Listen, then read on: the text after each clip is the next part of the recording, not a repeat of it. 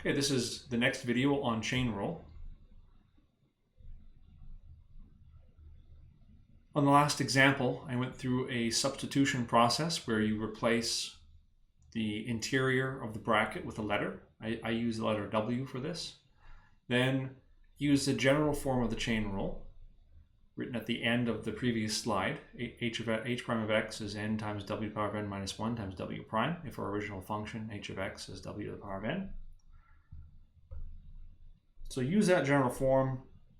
So we'll have 8w to the 7 times w prime, and then plug in what w is, plug in what w prime is. We'll do some more examples. Following this template, I'm going to do the w thing. Even though you don't have to, I'm going to do it because it's excellent practice for what comes next. So I'm not taking the derivative yet. All I'm doing is I'm replacing the function with replacing the interior of that bracket with the letter w. So w is 5x to the power of 7 minus 4x to the 5 plus 3x. Now we'll take the derivative. F prime of x is, using the chain rule. You don't have to say chain rule, but I'll say it. F prime of x is negative 3 times w to the power of negative 4. Remember, the power gets reduced by 1, so if it's negative, it becomes more negative, times w prime. Now I'm going to substitute in what the pieces are. Negative 3 times 5x to the 7 minus 4x to the 5 plus 3x to the power of negative 4, all multiplied by the derivative of what's inside. Derivative of 5x to the 7, 35x to the 6, 35x to the 6. Derivative of 4x to the 5 is 20x to the power of 4, and the derivative of 3x is just 3. And that'd be our answer. Can you do more? Absolutely. So if you're looking in the back of the book, you'll see something like this.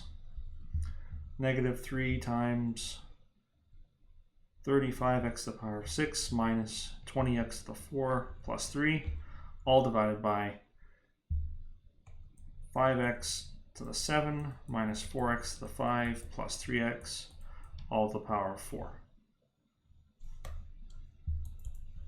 They're equivalent to each other. All that happened in the second one was I used the exponent rule. Something to a negative power is that thing in the denominator with the positive of that power.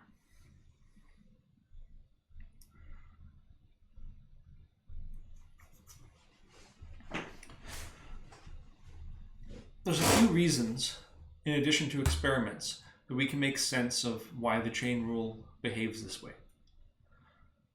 The first reason is kind of silly. It's not a proof still, but there's some satisfying features of it. We can say that f prime of x is the same thing as df by dx.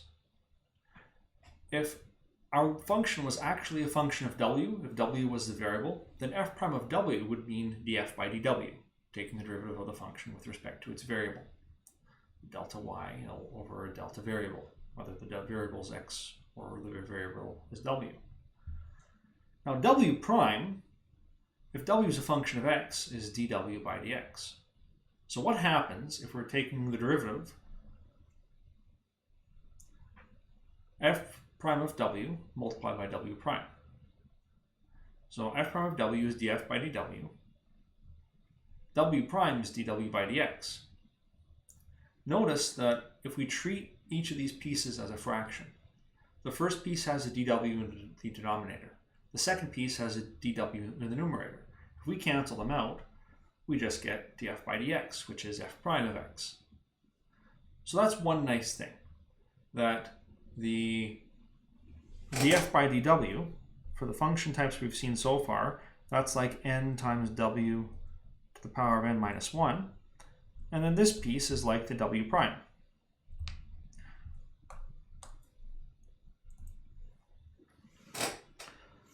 So that first piece, the df by dw, that's essentially treating w as an x. What would it be if we just had an x there instead? So it's the power rule multiplied by w prime. So I said in addition to experiment, but I'm just restating that, you know, it's the same result as the experiment. If we go back to that example, x squared plus 1 all squared, and take the derivative according to this new chain rule, the 2 comes down. We have the original function in brackets, the power of 1 multiplied by w prime, and that's exactly what we had before. 2 times x squared plus 1 times 2x. Now we could FOIL it all out and get 4x cubed plus 4x, or rather expand it all out and get 4x cubed plus 4x. And that's what we got before we did the weird factoring. For x squared plus 1 to the power of 3, you can compare the 6x to the 5 plus 12x to the 3 plus 6x to what we had when we just took the derivative after expansion before factoring in that strange way, and you'll see that it matches as well. And the formal proof is here. I don't want to go through it for, again, the same reasons. You have enough videos to watch. I don't think you want to watch me do this. This is not testable. The proof works as follows. You take the definition of the derivative, that the derivative of f of x is that limit. The derivative of f of g of x, well, instead of having f of x plus h, you have f of g of x plus h. Instead of having f of x, you have f of g of x. Everything's just, you know, the same definition of the derivative as before for a composite function. Multiplied by a fancy form of 1. The form of 1 to use is g of x plus h minus g of x divided by the same thing. And then change the order of multiplication. So I changed it in color so you can see what went where. Then distribute the limit to both parts separately. The first limit looks like the definition of the derivative with a delta. Instead of having a delta x, it's a delta g. So it's f of g of x plus h minus f of g of x. So that's the definition of the derivative of f of g with respect to g. The other piece is the definition of the derivative of g of x with respect to x. This is not a complete proof. If you want to see a complete proof, G.H. Hardy's book, A Course on Pure Mathematics, contains that pure proof. Wonderful, wonderful book, not very friendly, not used in first year mathematics generally. Anyways, this slide is something you can throw away. You don't need to worry about this, but I just want to show you that there is a formal proof, that it isn't the case that I'm tricking you, that you can cook up an example that the chain rule will not work for. Now, this example is the one that started us off. H of x equals the square root of x minus 1. We know how to take this derivative using the definition. And it may even have been one of the examples we did. I'm not sure. I can't remember. It doesn't matter. But you can do it using this thing, the thing in red. Limit as h approaches 0 of f of x plus h minus f of x over h. And it's not that hard to do, but it's not going to be as easy as what we are about to do. Before taking the derivative, I'm going to rewrite the function. Remember, square root means power 1/2. So we have x minus 1 to the power 1/2. Now I'm going to take the derivative using that same rule. Well, actually, before that, I'm going to call it a name. I'm going to call it w to the 1/2. Okay, and now we'll take the derivative. So h prime of x is 1/2 times w to the negative 1/2. So power gets reduced by 1. 1/2 minus 1 is negative 1/2, multiplied by w prime. So that's just the chain rule for a non-integer power. It works just the same whether the power is 1/2 or the power is 7 or the power is 8. It makes no difference.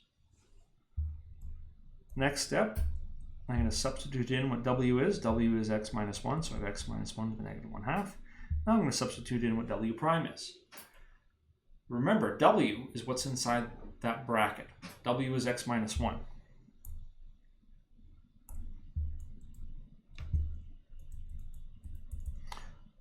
W prime is going to be 1 minus 0, which is 1. So we're going to have a 1 here. We can simplify this answer. Negative 1/2 power. So the negative part means bring it down to the denominator. The 1/2 part means square root. So this turns into 1 over 2 times the square root of x minus 1. Optional.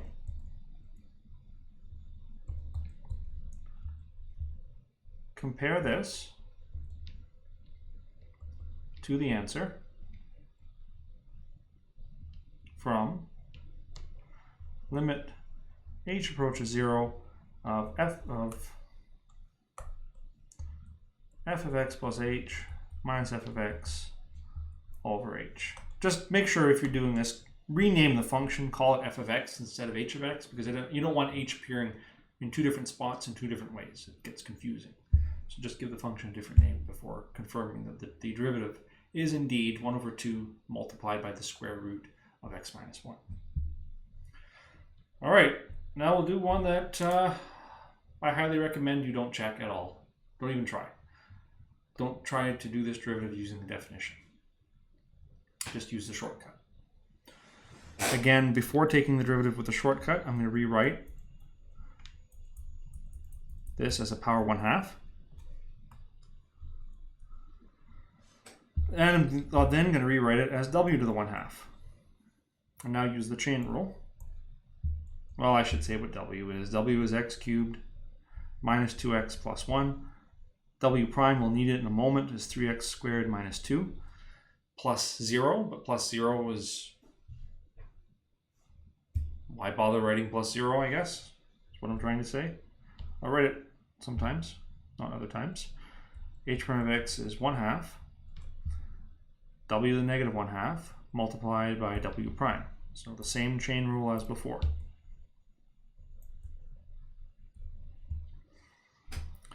And w to the n minus 1 times w prime.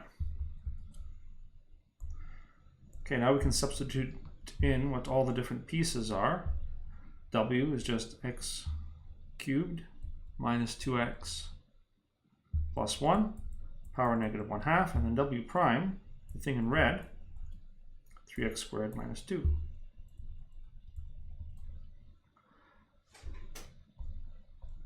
And then optional,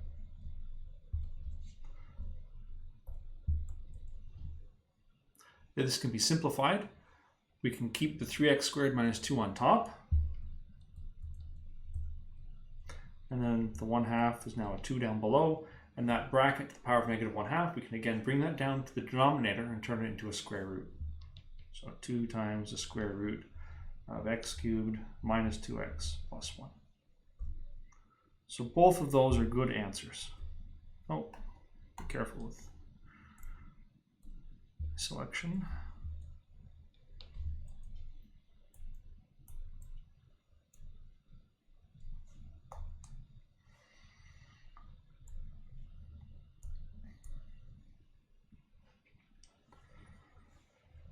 All right, next example is a little bit trickier because it's phrased in a strange way.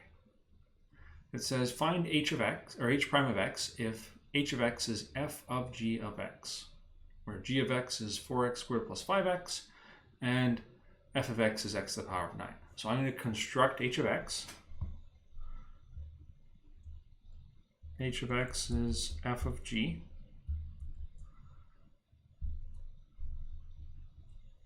Which is f of x is x to the power of 9. F of g is going to be g to the power of 9. And then that is 4x squared plus 5x all to the power of 9. So that's still just h of x. We haven't taken the derivative yet. I'll call this w to the power of 9 with w equals 4x squared plus 5x. And then take the derivative. So we get 9w to the 8, the big part of the chain rule, multiplied by w prime. It was really confusing the way the question was phrased compared to the ones that we just did, but it's asking the same thing in a different way. Okay, so I'll need w prime, might as well get it right now from up above. W prime is 8x plus 5. Okay, now I'll substitute in the pieces. W is 4x squared plus 5x, power 8, and then I'll leave a spot for w prime, plug it in.